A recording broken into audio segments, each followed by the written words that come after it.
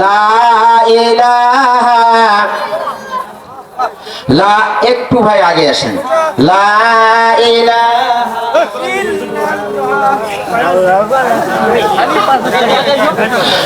তাওরাতে লেখা আছে রাসূলের নাম, ইনজিলে লেখা আছে রাসূলের নাম, কোরআন পড়ে মোরা জানলাম, হাদিস পড়ে মোরা বুঝলাম। তাওরাতে লেখা আছে রাসূলের নাম, ইনজিলে লেখা আছে রাসূলের নাম, কোরআন পড়ে মোরা বুঝলাম, হাদিস পড়ে মোরা জানলাম। বলেন মারহাবা, বলেন মারহাবা। সম্মানিত ভাইয়েরা, একটু লক্ষ্য করেন, আপনার আমার জীবনে আপনারা চারটা কাজ কি করতে পারবেন দেখেন একটু। এক নম্বরে, আপনার জীবনের আপনারা প্রথম কি গোসলটা নিজেরাই দিতে পেরেছেন? পেরেছেন? আপনাদের নিজের গোসলটা নিজে দিতে পারেন নাই? আপনাদের জীবনের শেষ গোসলটা আপনি কি নিজে দিতে পারবেন? তাও পারবেন না। আপনাদের নিজের জীবনের প্রথম পোশাকটা কি আপনি নিজে পরেছেন? পরেছেন? আমি পারিনি, আপনারা পারছেন? পৃথিবীর কেউ পারে নাই প্রথম পোশাক পরার, প্রথম গোসলটাও দিতে পারে নাই। জীবনের শেষ গোসলটা আপনারা দিতে পারবেন? নিজেরাই পারবেন না। তাহলে চার কারণে আপনারা ব্যর্থ। খুলিকাল ইনসানা দাঈফা, আল্লাহ বলছে মানুষকে আমি দুর্বল করে বানাইছি। কি করে বানাইছি? দুর্বল করে মানুষ বানাইছি।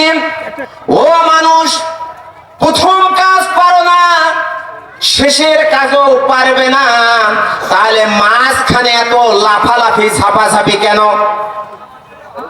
মাঝখানে এত লাফালাফি ঝাপাঝাপি কেন? এত শক্তি কোথায় পেলে? তোমার বাড়ির মধ্যে যে একটা মুরগির বাচ্চার শক্তি আছে, এই শক্তিও তোমার নাই। তোমার বাড়ির যে একটা হাঁসের বাচ্চার শক্তি আছে, এই শক্তিও তোমার নাই। কারণ হচ্ছে মুরগির বাচ্চা দুনিয়ায় আসার পরে কিছুক্ষণ পরে হাঁটা চলা করে শুরু করেছিল। বলেন কথা ঠিক না বেঠিক? হাঁসের বাচ্চা কিছুক্ষণ পরে হাঁটা চলা করেছেন। তুমি সলিমউদ্দিন, তুমি আব্দুল জব্বার, আব্দুল সালাম, তোমার হাঁটতে সময় লাগছে। কথা ঠিক না বেঠিক? তাহলে তোমার এত শক্তি কুয়ত তুমি কোথায় পেলে? আমাদের এই শক্তি আল্লাহ দিয়েছেন। কে দিয়েছেন? আমরা তিনটা জিনিস দামি পেয়েছি। এক নম্বরে, আমরা আখিরি নবীর উম্মত হতে পেরেছি। বলেন সুবহানাল্লাহ। আমরা নবীকে পেয়েছি, আর আমরা আল্লাহর নবীর এই ধন, আল্লাহর কালাম, এটা আমাদের জন্য একটা সবচাইতে মূল্যবান জিনিস। বলেন কথা ঠিক না বেঠিক? এই জন্য আমি মাঝে মাঝে বলি, কোরআনের সাথে সম্পর্ক রাখবেন। কোরআন শিক্ষা কর মুসলমান, কোরআন শিক্ষা কর। নভেল নাটক ছেড়ে দিয়ে খোদার কোরআন পড়। আজরাইল খিসিবে যেদিন মোদের এই প্রাণ, সব মোদের ফুরে যাবে থাকিতে কোরআন। আল্লাহ কোরআন দাও, কোরআন দাও মানবের হৃদয়ে, কোরআন ছাড়া যায় না যেন মানব কবরে। কি দিয়ে ঠেকাবো আযাব, কি দিয়ে ঠেকাবো আযাব, ওহে রব্বানা। কোরআন মোদের বুকে বেঁধে বানাও দেওয়ানা। বলেন মারহাবা, বলেন মারহাবা। আমি বলেছিলাম কোরআনের যে পরিচয়, কোরআনের যে নামগুলো, এখন আসেন আল্লাহ পাক তিনটা শ্রেণীর নাম বলে দিলেন। কয়টা? তিন নম্বরে শ্রেণী। এক নম্বরে মুমিন, দুই নম্বরে কাফের, তিন নম্বরে মুনাফিক। মুনাফিকের শাস্তি বেশি হবে। সম্মানিত ভাইয়েরা বলেন, এখন রাত না দিন? আল্লাহ পাক রাতকেও ঠগায় নাই, রাতের নামে একটা সূরা দিয়েছেন, সূরা আল-লাইল। কোন সূরা? রাতে একটা চন্দ্র দেখা যায়, চন্দ্রের নামে আল্লাহ সূরা দিলেন সূরা আল কমার। রাত্রের মধ্যে আকাশে মিটি মিটি যে তারকাগুলো দেখা যায়, এই তারকার নামে আল্লাহ সূরা দিলেন সূরা আন-নজম। সকাল বেলায় পূর্ব আকাশে কি ওঠে? সূর্য ওঠে। ভাইয়েরা আমার শোনেন, ওই সূর্যের নামেও একটা সূরা আছে, সূরা আশ-শামস। বলেন সুবহানাল্লাহ। গরুর নামে সূরা আছে, সূরা আল বাকারা। পিপিড়ার নামে সূরা আছে, সূরা আন-নমল। মৌমাছির নামে সূরা আছে, সূরা আন-নহল। নারীর নামে সূরা আছে, সূরা আন-নিসা। মানুষের নামে সূরা আছে, সূরা আল-লুকমান। আমি কোরআনুল কারীমে 6 জন নবীর নামে 6টা সূরা পেয়েছি। কয়টা? একটু তথ্য দিতে চেয়েছি আপনাদেরকে। ইব্রাহিমের নামে সূরা ইব্রাহিম, ইউসুফের নামে সূরা ইউসুফ, ইউনুসের নামে সূরা ইউনুস, হুদ আলাইহিস সালামের নামে সূরা হুদ, মুহাম্মাদের নামে সূরা মুহাম্মদ। এমনি ভাবে আল্লাহ পাক কোরআনুল কারীমে 5 জন নবীর নামে 5টা সূরা দিয়েছেন। বলেন সুবহানাল্লাহ। নবীর নামে সূরা নবী নাবা, এরপরে আম্বিয়ার নামে সূরা আম্বিয়া। এইরকম মরিয়মের নামে সূরা দিল আল্লাহ রাব্বুল আলামিন। গাভীর নামে সূরা, পিপিড়ার নামে সূরা, মৌমাছির নামে সূরা, মাকড়াসার জালের নামে সূরা দিয়েছেন আনকাবুত। বলেন আল্লাহু আকবার। রাজ্যের নামে সূরা, সূরা আল মুলক। পার্লামেন্টের নামে সূরা, সূরা আশ-শুআরা। সম্মানিত ভাইয়েরা, কোরআন খুলে দেখেন, যদি সব সমস্যার সমাধান দিতে পারে আল কোরআন, সব সমস্যার সমাধান যদি আল কোরআন দিতে না পারে, তাহলে এটা আল কোরআন হবে না। বলেন কথা ঠিক না বেঠিক? এজন্য আসুন ভাইয়েরা আমার, কোরআনের সাথে সম্পর্ক করতে হবে, কোরআন পড়তে হবে, কোরআন জানতে হবে, কোরআন মানতে হবে। আল্লাহ কাউকে দিয়া পরীক্ষা করেন কিনা? কাউকে না দিয়া পরীক্ষা করেন, আবার কাউকে দিয়া আবার কেড়ে নিয়েও পরীক্ষা করেন। বলেন কথা ঠিক না বেঠিক? এজন্য আসুন, কোরআন থেকে আমাদের জ্ঞান নিতে হবে। আল্লাহ পাক বললেন, এত পাহাড়ের জন্য যদি সূরা, মানুষের জন্য যদি সূরা হয়, তাহলে আমি আল্লাহ আমার নামে কি একটা সূরা দিতে পারি না? বলেন কথা ঠিক না বেঠিক? আল্লাহর নাম আছে আসমাউল হুসনা, 99টি সুন্দর সুন্দর নাম আছে। এই 99টির নামের মধ্যে একটা নাম আছে সূরা আর রহমান। এই আর রহমান নামে আল্লাহ পাক সূরা আর রহমান দিয়েছেন। বলেন আল্লাহু আকবার। আল্লাহ বলেন, আমার নামে একটা সূরা দিলাম, সূরা আর রহমান। এই সূরা আর রহমান নাজিল হয়ে গেল। বিশ্ব নবী বললেন, ও সাহাবারা কে আছো গো, এই সূরাটা মুখস্থ করবে। সাহাবারা মুখস্থ করা শুরু করে দিলেন। সাহাবারা মুখস্থ করলেন। এরপরে আল্লাহ রাসূল বললেন, ও সাহাবারা শোনো, এই সূরাটা তোমরা কে কাবার পাশে গিয়ে ওই পাহাড়ে চড়ে তোমরা সূরাটা তেলাওয়াত করতে পারবে? ওই সময় একজন ছোট্ট যুবক, তার নাম হচ্ছে আব্দুল্লাহ বিন মাসউদ। নামটা কি? আব্দুল্লাহ বিন মাসউদ নামে একটা ছোট্ট বালক।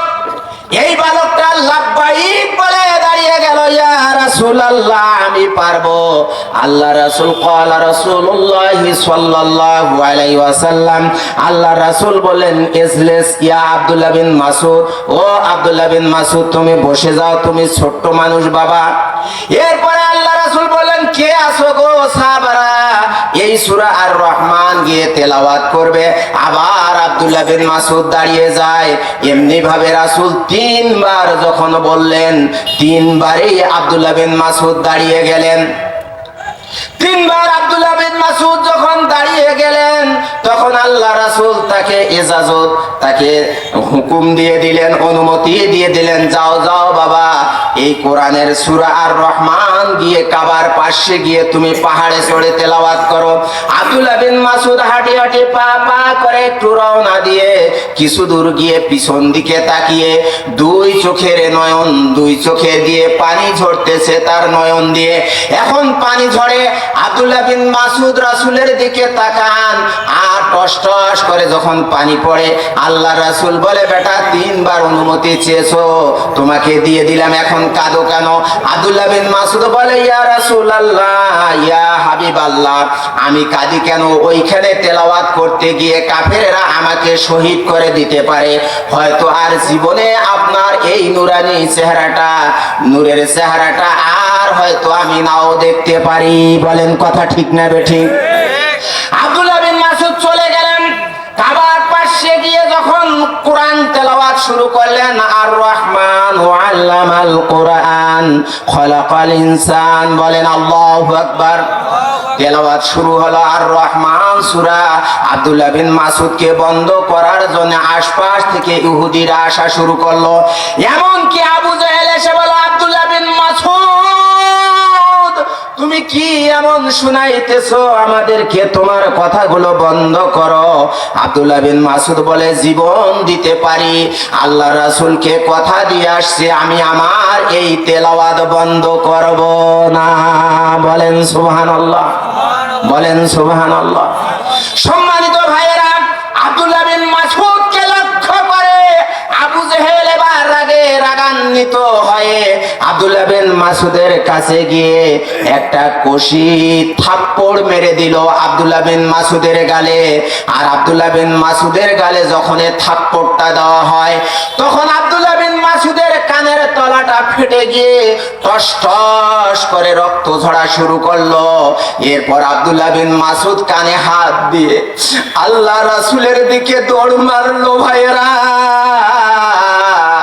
আল্লাহ রাসূল সাহাবাদের নিয়ে আলাপ আলোচনা দর্শে কোরআন দিচ্ছেন, এমন সময় আল্লাহ রাসূলের কলিজার মধ্যে আঘাত হানলো। আল্লাহ রাসূল বলল, সাহাবারা, আমার ছোট্ট আব্দুল্লাহ বিন মাসউদ কাবার পাশে কোরআন তেলাওয়াত করতে গিয়েছে, আমার মনে হয় আমার আব্দুল্লাহ বিন মাসউদের কোনো না কোনো হয়েছে।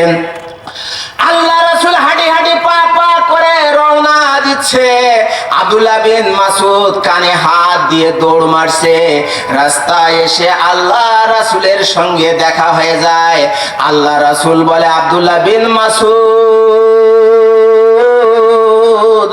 কি হয়েছে বাবা, তোমার কানে হাত কেন? আব্দুল্লাহ বিন মাসউদ বলে, ইয়া রাসূলুল্লাহ, ইয়া হাবিবাল্লাহ, আপনি যে কথাগুলো বলতেছেন আপনার কথা আমি বুঝতে পারছি না, তবে কথা হচ্ছে আপনি যে দায়িত্ব দিয়েছিলেন কোরআন তেলাওয়াত করার জন্য, আমি সূরা আর রহমান যখন তেলাওয়াত করি, আবু জেহেল তখন আমার কানে একটা থাপ্পড় দিয়েছে, আর এই থাপ্পড়ের কারণে আমার কানের তলাটা যখন ফেটে গেছে, টস টস করে রক্ত ঝরছে। আল্লাহ রাসূলকে যখন আব্দুল্লাহ বিন এই কথাগুলো শোনায়ে দিল, আব্দুল্লাহ বিন মাসউদ শোনার পরে আল্লাহ রাসূল একটু মুস্কি মুস্কি হাসলো। কি হাসলো? বলেন তো, আল্লাহ রাসূল ওই সময় কি হাসার কথা? ওই সময় তো কষ্ট। আব্দুল্লাহ বিন মাসউদের হাসি দেখে আল্লাহ রাসূল, আব্দুল্লাহ বিন মাসউদকে দেখে আল্লাহ রাসূল হাসলেন কেন? এর একটা রহস্য আছে কিনা? আছে তো, অবশ্যই আপনারা জানতে পারবেন ইনশাআল্লাহ। তার আগে আর একটি কথা বলে নেই, আল্লাহ রাসূলের একজন কন্যা, তার নাম ফাতিমা।